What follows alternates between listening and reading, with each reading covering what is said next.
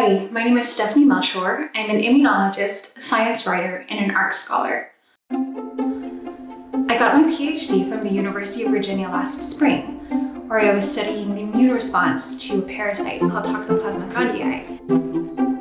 I first discovered science writing about 2 years into my PhD program, and I realized that there was a way that I could kind of marry my separate interests of science and the humanities.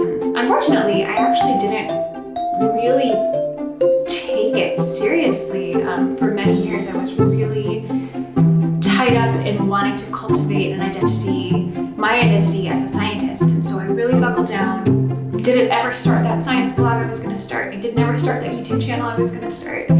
I just really wanted to focus on my research. And this was great. I worked really hard. I learned a lot of really cool things. But during the years of my PhD, I still had this nagging feeling in the back of my head that science wasn't right for me, that holding a pipette for the rest of my life wasn't what I wanted to do. So finally, I started researching science journalism and realized that there was a program right here at UC Santa Cruz that sounded like a perfect fit.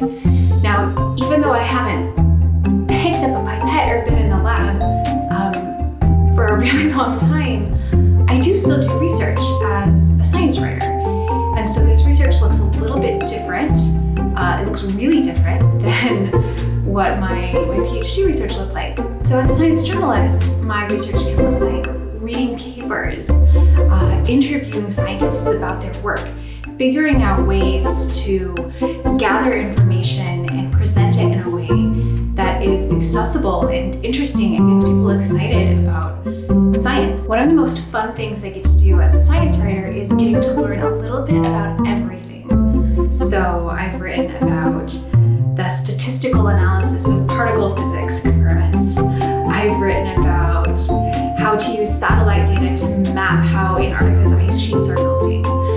I've written about why recurrent E. coli contamination in Salinas Valley romaine lettuce is such a huge problem and why it's so hard to tackle.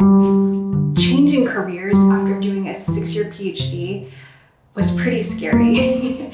And it was scary to think that I'd spent so many years preparing for a career that I wasn't going to go into anymore. And so having that financial aid to be able to make this transition, to be able to make this scary jump into something new and exciting and perfect for me has been a huge, huge privilege that I'm really grateful